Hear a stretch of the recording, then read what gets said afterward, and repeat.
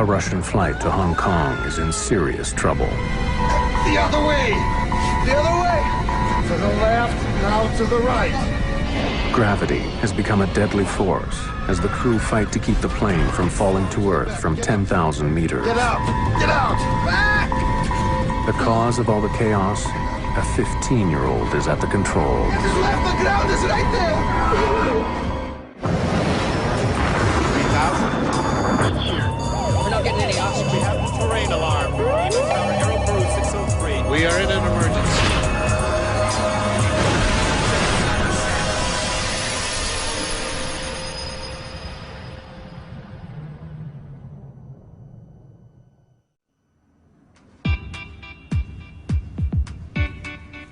March 22nd, 1994, Moscow.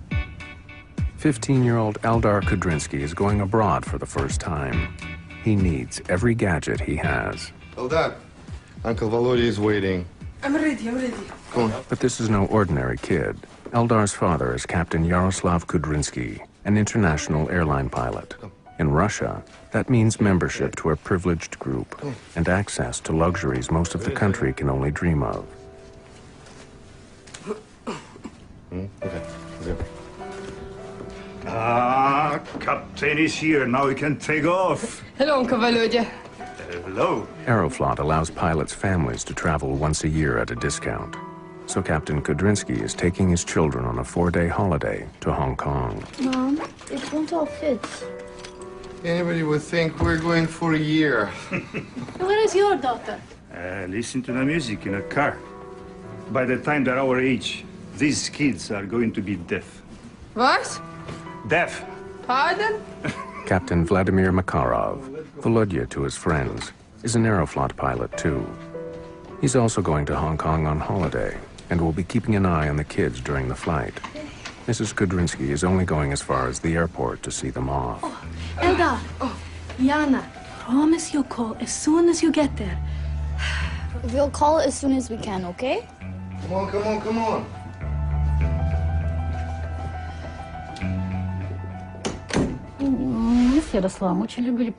Yaroslav and I love to travel, and so do the kids. They love seeing new places, learning new things. There was a chance for them to come along with their father, and they jumped at it.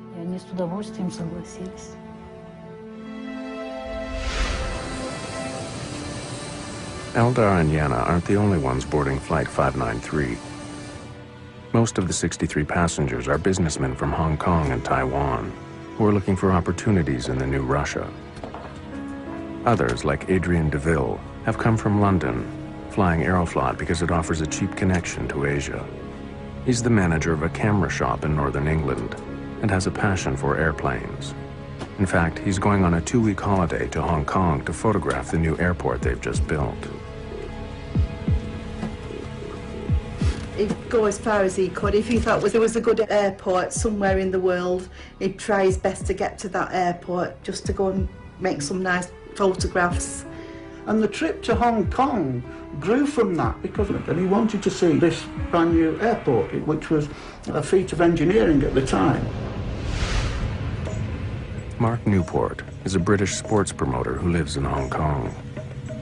Mark was in the army, was in the forces, and he went to Hong Kong and he just loved it, and got married out there. Chose an Aeroflot. I'd never heard of it until then, because it was just a cheap flight home. In 1994, Russia is in a state of great change. 3 years earlier, the old Soviet Union finally collapsed. A new Russia is bursting out from behind the torn Iron Curtain. Russia's state-owned airline Aeroflot is getting a makeover too. They struggle to buy 5 new airplanes from the company Airbus. The $70 million state-of-the-art Airbus A310-300.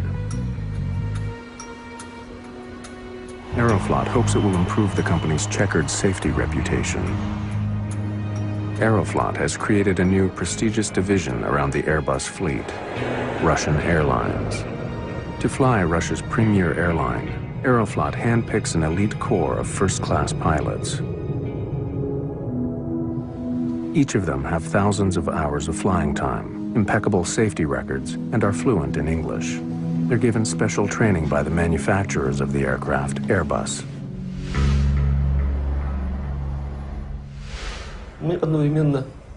Kudrinsky and I started working here at Sheremetyevo at the same time, and naturally we first got acquainted simply as neighbors. Then we found out we were both pilots. Later, we both trained for the A310. We studied together.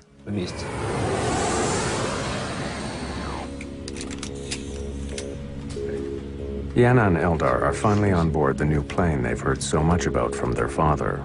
Hey, now you two behave, or Uncle Volodya will push the eject button. Kudrinsky has 900 hours of flying the A310 under his belt. I must go now. It was their first trip abroad, but naturally, they had come along with him on other trips within Russia. They were quite well traveled for their age.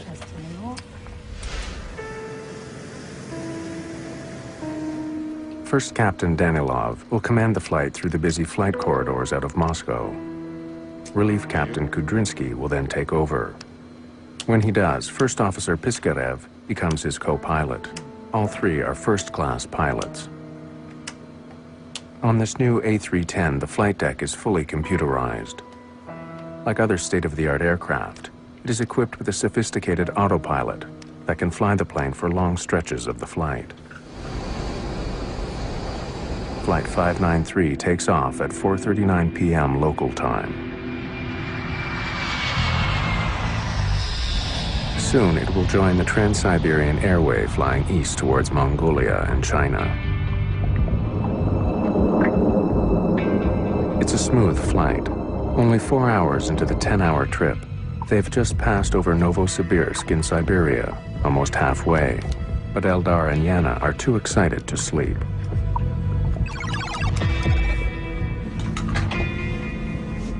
Having negotiated the busy airways out of Moscow, First Captain Danilov takes a rest break. He hands over control to Relief Captain Kudrinsky, who now becomes acting captain for the next leg of the journey. You have control.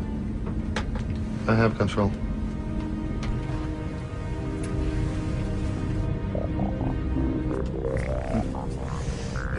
Still awake?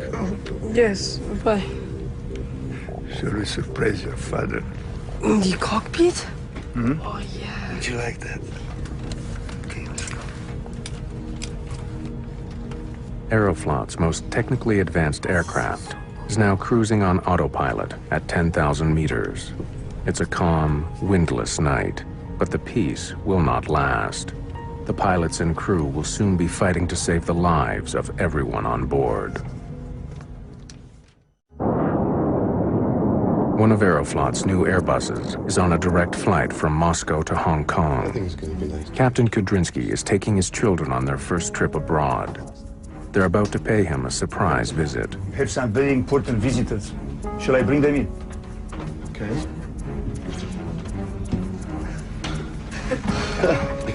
Come on in. Oh, hi, Dad. This is First Officer Igor Vladimirovich Piskarev. Hello. So, what do you think of our new airplane? It's very nice. It's amazing. So it's quite different from our old Russian planes, huh? Daddy, what's that? Well, this is a flight computer. It flights the plane. It does everything automatically. Now, come and sit in my seat. Would you like to? Come on. It's a quiet flight. Many passengers are sleeping, unaware of what is taking place on the flight deck.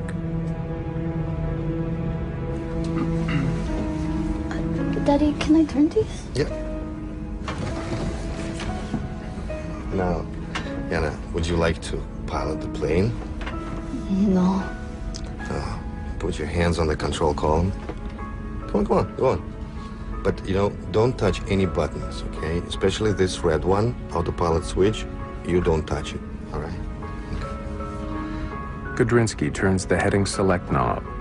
It doesn't disengage the autopilot, but allows him to turn the plane slightly to the left.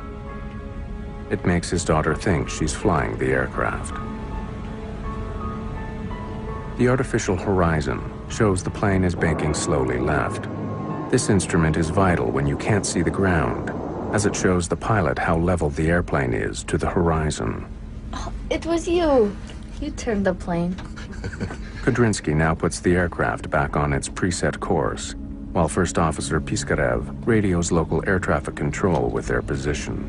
Novokuznets, this is SU-593, flight level 330, heading 105. Flight 593 is now more than 3,000 kilometers east of Moscow, near the middle of Siberia. Sierra Uniform 593, Novokuznetsk, flight level 350, heading 105. Sierra Uniform 593, estimating Zakir at 1759. Now it's Eldar's turn at the wheel. He's been waiting a long time for this moment. Pilot being filmed. Are you filming? Yes, I am.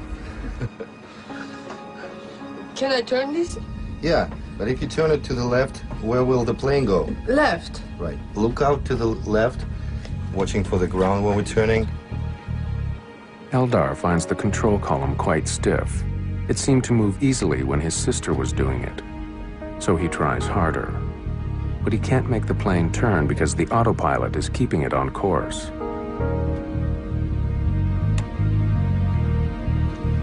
Is the plane turning?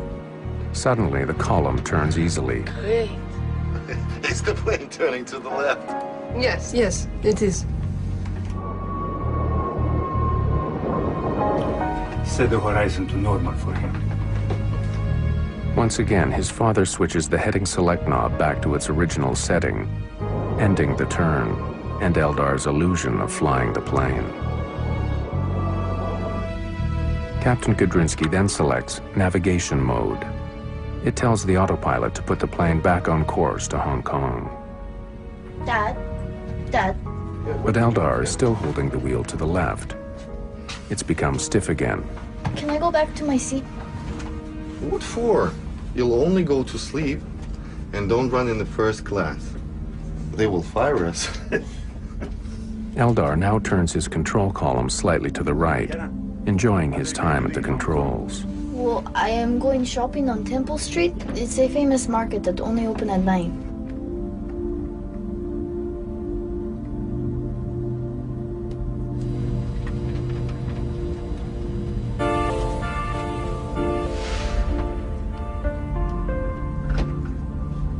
Why is it turning? Is it turning by itself? Yes, it is. It has just been over 3 minutes since Eldar sat down in the pilot seat. The plane is tilting sharply, a turn that's getting steeper every second. The plane seems to be turning by itself, but no one seems to know why. Going into some kind of zone. We've gone into a zone, a holding pattern. Have we? Of course we have. An arc has replaced the straight direction line on the flight display. The arc looks like a plane in a holding pattern around an airport.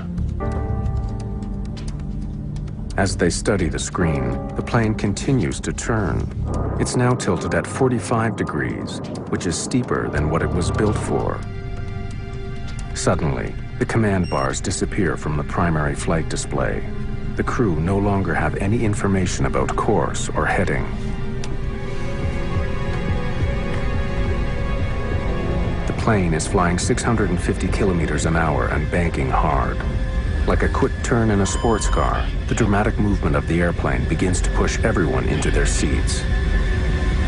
Guys!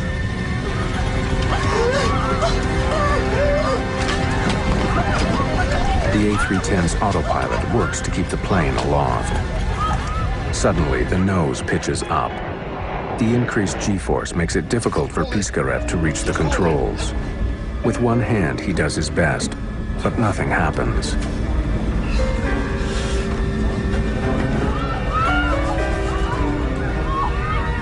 Piskarev's hard turn to the left has had no effect on the plane. Hold it. Hold the control column. Eldar is the only one with both hands on the controls. He can only follow the most basic orders. He can't get up because the speed of the turn is pushing him back into his seat. Turning to the left. To the left. To the left, now to the right. The other way. I am turning it left. Okay, get out. Eldar has been in the pilot seat for just over 4 minutes. And now he can't leave.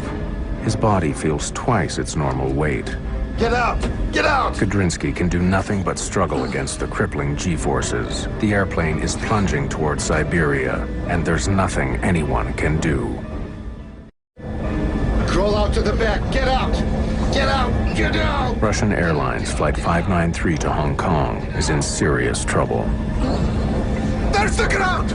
The pilot's 15-year-old son has been at the controls for 4 minutes. The plane is turning steeply and losing altitude. The other way! Captain Kudrinsky desperately needs to get back into the pilot's seat, but he can barely move. The plane is turning so steeply and so quickly, the G-forces on his body make it feel like it's twice its normal weight. Everyone on board now feels the force of the plane's dramatic movements. Realizing there's a serious crisis, Captain Danilov tries to return to the cockpit. But he too is squashed by the powerful forces created by the plane's extreme banking. The plane still isn't responding. To add to their confusion, an alarm begins to sound. It signals the complete shutdown of the autopilot. The plane is now completely in the hands of Eldar. And to make matters even worse, there's another alarm. The other way! The other way! The plane is about to stall. Now to the right! An automatic safety system kicks in to keep the plane flying. It lowers the nose and puts the Airbus into a steep dive to regain speed. There's the ground! The plane dives at a frightening 200 meters per second. For people on board, it's like having an elevator fall out from under them. In just seconds, the heavy pressure of the high-speed turn is replaced by near weightlessness. As the plane suddenly drops away, it's now a very dangerous environment. People and objects that are not secured will land anywhere once gravity returns. They'd been flying at 10,000 meters, but now they're falling fast. Unless the crew does something quickly, the plane will hit the ground in less than a minute. Piskarev yanks back on the control column as hard as he can to pull the Airbus out of the dive. The airplane's nose finally turns up, and the aircraft begins climbing quickly. Gravity now returns with a shock. As the plane climbs, the rapid acceleration pushes people down relentlessly. The dramatic change in speed makes everyone feel 4 times heavier than normal. Meanwhile, First Officer Piskarev is still trying to gain control of the airplane. Thrust levers! Too slow! He's pulled the Airbus out of its dive, but it's climbing too quickly. The engines on the A310 don't have enough power to push it almost vertically into the sky. Their airspeed drops dramatically. The plane strains to climb, but it's been pushed too far. As normal gravity returns, Kudrinsky leaps into action. But Piskarev has stalled the plane. The nose drops into a corkscrew dive. Now the Airbus is twisting towards the ground from 6,000 meters at a breathtaking 70 meters a second. Full throttle! For the first time since the crisis began, captain and co-pilot can work together to save the plane. Throttle, no? I got it! I have full throttle! Got it! Kudrinsky pumps the rudders, which control a vertical flap on the tail that helps slow the spin. What's the speed? I don't see it. At last, the airplane's dive is slowing down. Working the rudders, Kudrinsky has nearly stopped the corkscrew dive. Coming out! Coming out! Too much speed, ease back on throttle a bit. After a desperate struggle, the 2 pilots have managed to pull the plane out of its terrifying spin. They're level, but still not completely in control. We'll get out of this. Everything is fine. Easy. Pull backwards a little bit. In all of the chaos of the past 6 minutes, the pilots don't know exactly how far they've fallen, and suddenly, they run out of time.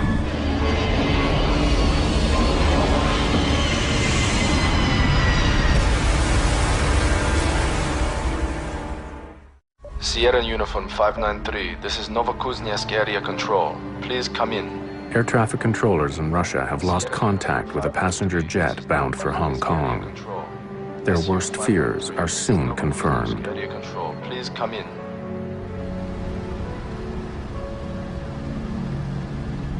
Less than 2 hours later, the first search party goes out to look for the Airbus in the frozen, rugged Siberian wilderness.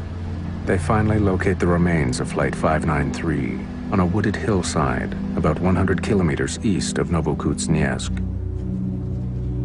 It's soon clear there are no survivors among the 75 passengers and crew. This was a brand new airplane, fitted with the latest technology. What could have brought it down? Why was there no warning, not even a distress signal? The Russian media are quick to speculate. Could it have been a terrorist bomb? When I was in Moscow, the news we had that it could have been a terrorist act, because we had terrorist acts on aircraft previously. We was completely unaware, other than that nobody had survived it.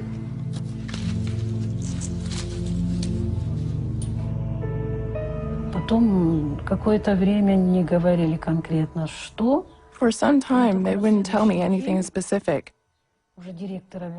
And only on the next day, the airline director told me there was no hope whatsoever. It was a horrible moment, of course. Horrible. It's hard to believe.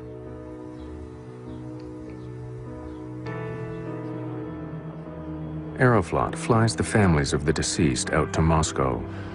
Amongst them is Brenda Clark, the mother of British passenger Mark Newport. We met my daughter-in-law there.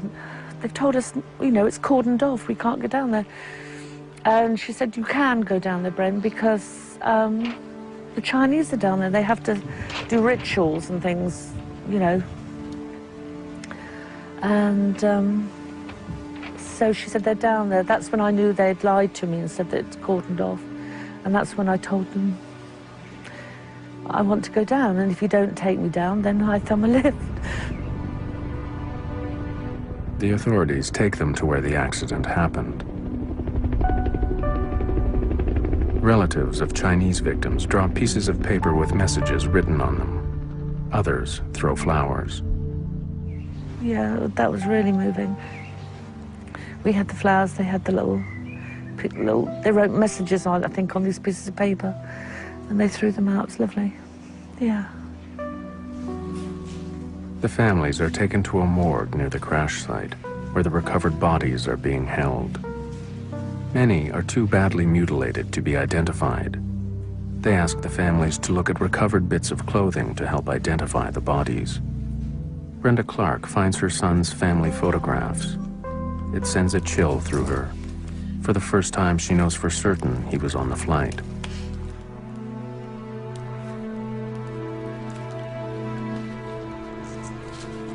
The recovery operation gets underway.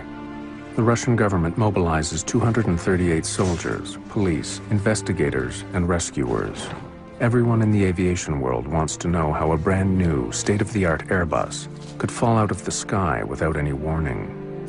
Does the A310 have problems no one knows about? They need to find out fast. Chief Accident Investigator Ivan Mashkivsky is in charge. The crash site itself offers few clues. The ones he does have are puzzling. Unbroken bottles of champagne, a flight attendant in an oxygen mask, and finally, the bodies of 2 children thrown into the cockpit. The plane's digital flight data recorder indicates the engines were running when it hit the ground. He rules out engine failure.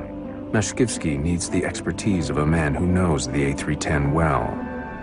Someone who can also recreate the final flight and find out what exactly went wrong. Vladimir Birakov is an experienced test pilot and crash investigator at the Gromov Institute in Moscow. He's an expert on the A310 Airbus. Birakov was directly involved in testing and certifying the airplane prior to the Russians buying it. Because of the fate of this plane, the fate of this airline, my first reaction was shock. How could such a thing happen? All I knew was that the plane had crashed somewhere over Siberia. I remember spending a sleepless night, distraught, and trying to figure out what might have happened and what could have caused it. Yeah, come.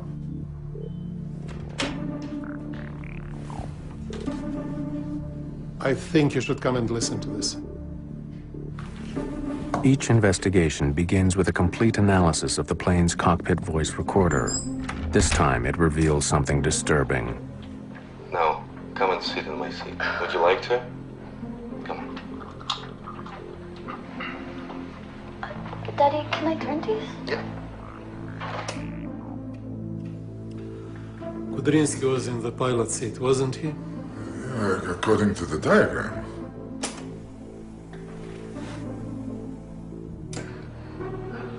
Can I turn this a bit? Yeah, but if you turn it to the left, where will the plane go? Left. Right. Look out. Again. Can I turn this a bit? Yeah, but if you turn it to the left, where will the plane go? 10 years ago, it wasn't unusual for people to be invited up to the cockpit. Of course, since 9/11, it's become a lot tighter, and you will find cockpit doors are locked generally throughout the flight. Every country sets its own rules as to who has the authority or the access to the cockpit. In some countries, it's up to the captain, so the captain can invite guests up to the cockpit. But to have them actually manipulating the controls of an airplane, regardless of whether they have people on it or not, the fact that this was allowed to occur is definitely an exception in the industry. Dad, can I go back to my seat? The two investigators are stunned by what they hear on the cockpit voice recorder. It's unbelievable. These two youngsters, the ones who we couldn't identify, they were not thrown into the cockpit by the crash. They were his kids. And they were flying the plane. The investigators are speechless. How could three experienced pilots allow children to fly a commercial airliner? They're about to learn something even worse. The children are only part of the problem. A little-known feature of the plane proved deadly. Why is it turning? Is it turning by itself? Turning to the left. The other way. The other way. To the left now, to the right. The other way. I am turning it left. Okay, get out. Get out. Get out. Get out. Come on, get out. Get out. Get to the left. The ground is right there. Russian investigators listen to the cockpit voice recorder of an Aeroflot Airbus that has crashed in Siberia. What they hear makes their blood run cold. Full throttle. Got it. Got full throttle. Full throttle, no. You should understand the frame of mind of the father. He is very proud of what he's doing. He invites his kids into the cockpit. Strictly speaking, it's a violation, of course. But I know such violations do occur in real life. I'm not condemning him or defending him here. What I'm trying to say is that no disaster occurs for just any single reason. There's always more than one, all coming together. But this time, it really does look like a single cause, a child flying the plane. And it sends shockwaves through Aeroflot's higher echelons. No, I think it would benefit it. Investigators feel the pressure. The media has learned that Eldar was at the controls. Aeroflot, trying to polish its Soviet-era image, wants to minimize the damage. Boris Ryback is an aerospace consultant in Moscow.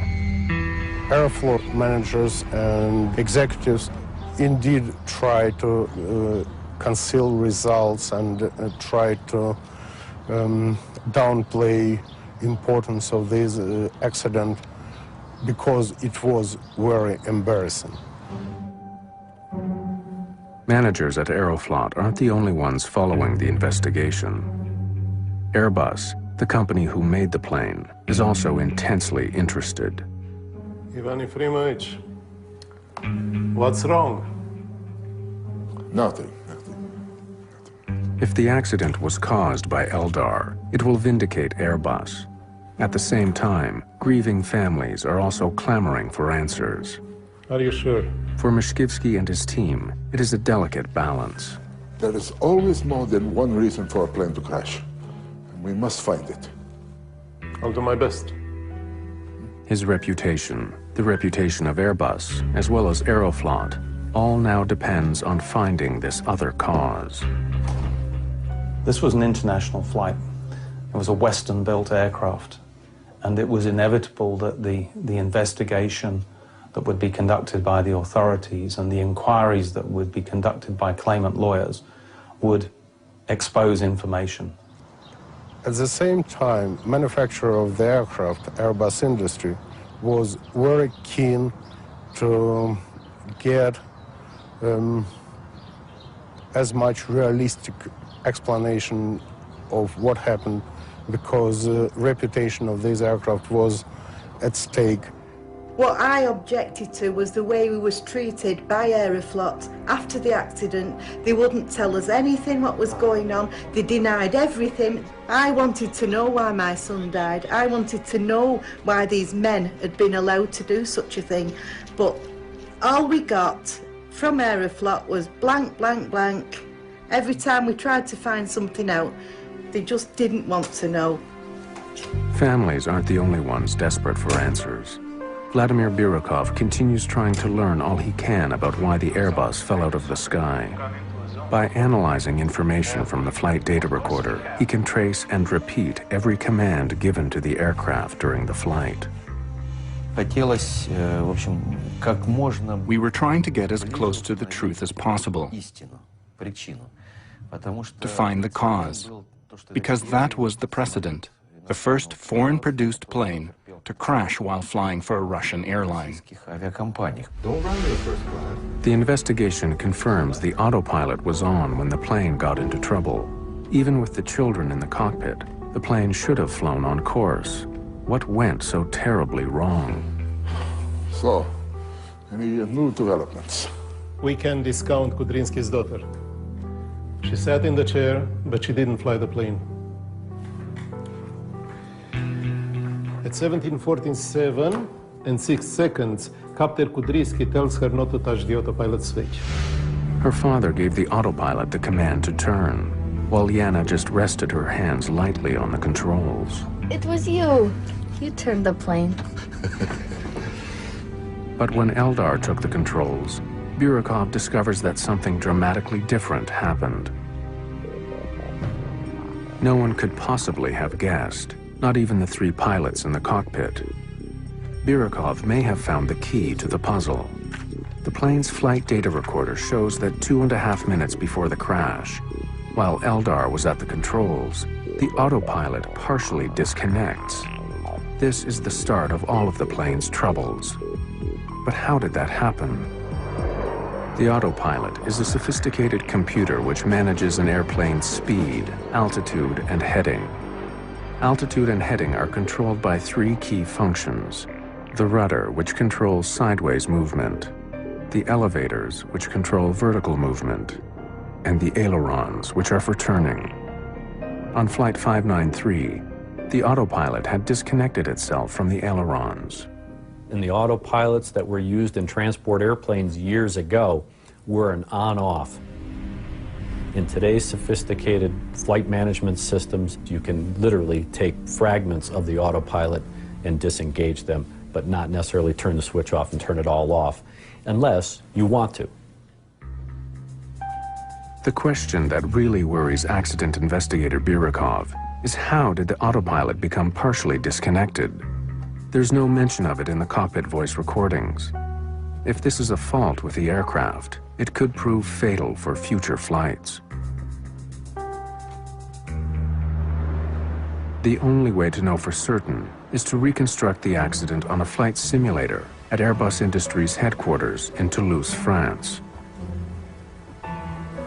Burykov's experience as a test pilot and his detailed knowledge of the A310 are crucial to the investigation.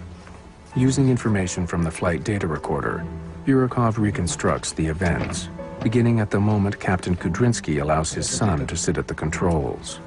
A co-pilot will replicate Piskarev's actions. Look out to the left, watching for the ground when we're turning.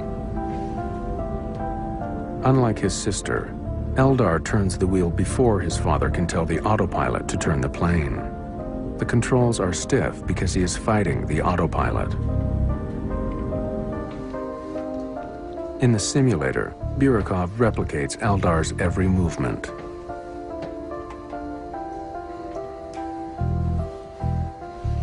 Now it's starting to go.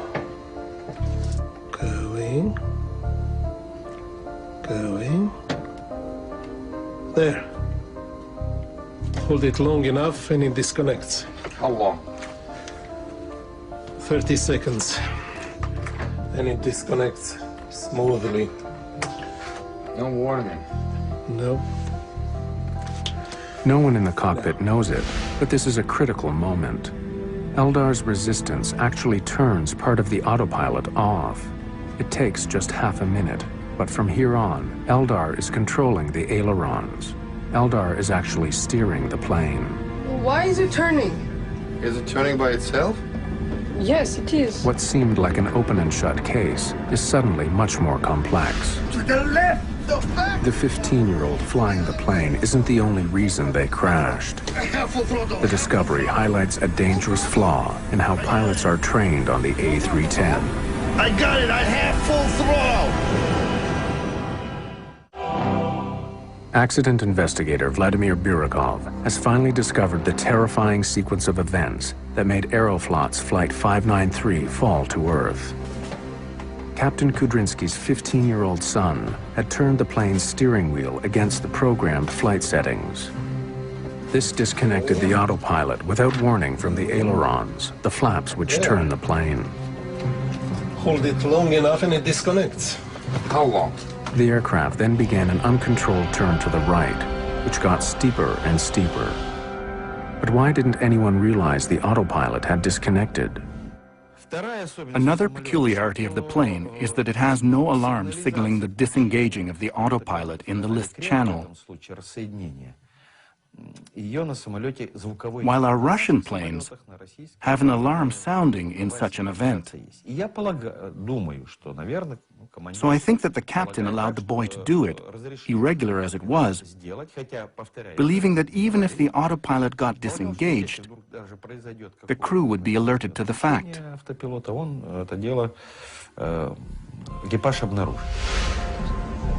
But the A310 Airbus has only a small light to tell the crew the autopilot has disconnected.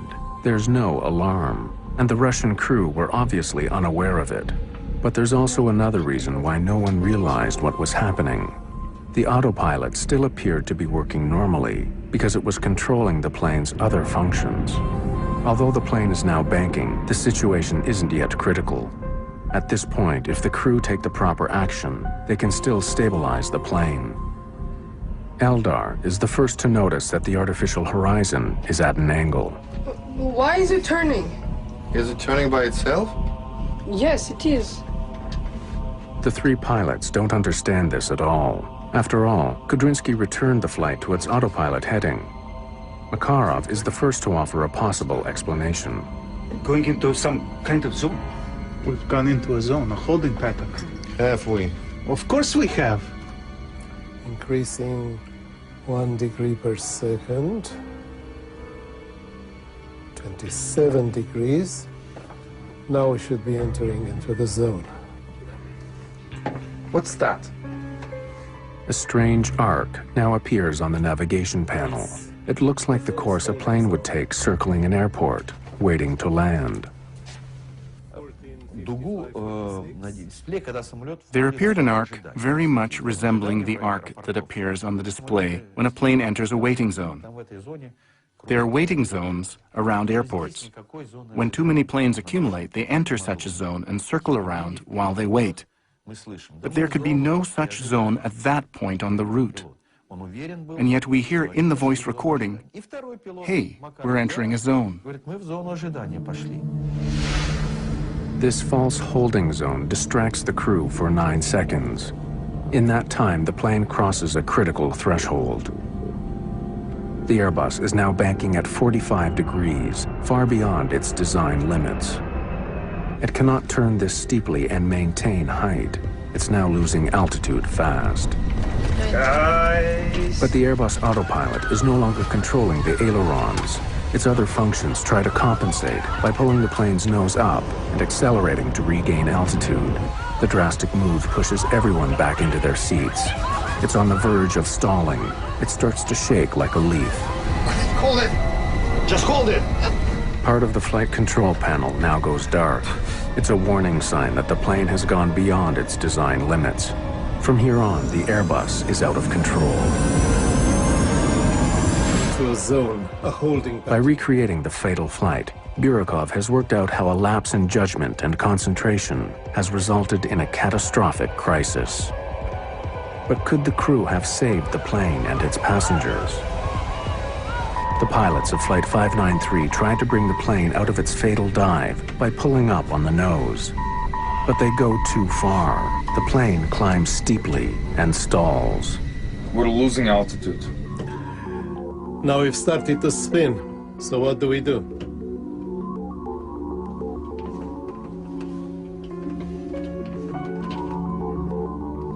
It's coming out of the corkscrew. Now we're leveling out. In a moment, we'll come out of the dive. All they had to do was let go.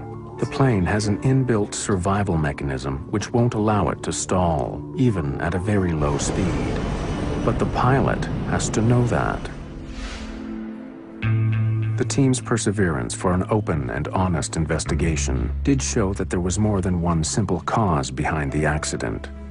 Their findings benefited the whole industry, especially the revelation that the autopilot can partially disconnect. This remains a feature of the A310, as it enables pilots to control certain elements of a flight while leaving the rest to the computer. But crews are now made aware of this. Captain Kudrinsky's misfortune is that it was triggered in a way that was unexpected and difficult to detect. Within a year, the industry begins offering pilots upset recovery training, teaching them skills to handle extreme situations like the one on Flight 593. The tragedy of one trip to Hong Kong may have contributed something to the safety of other passengers and crews. For parents and friends of those on board, though, what happened that night is never far from their minds. Adrian DeVille's body was one of 23 that were never identified. Their remains were cremated together by the Russian authorities. In mine, he was asleep, and that's the way I deal with it, and, you know, he didn't know much about it.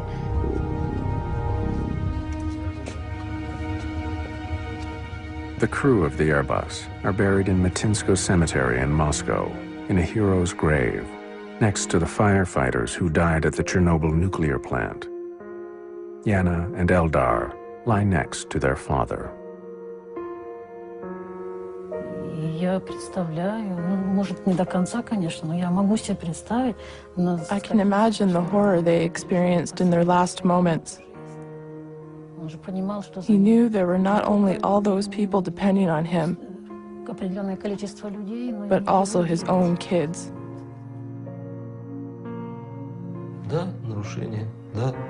Yes, it was a violation. Yes, he did it. But how it all happened, it was just a freak accident, a bizarre coincidence. I can forgive the pilot. I can forgive the children, because they were innocent. This man was 39 years old, and for those 39 years he had an exemplary flying career. And it was the final 5 minutes of those 39 years that went awry.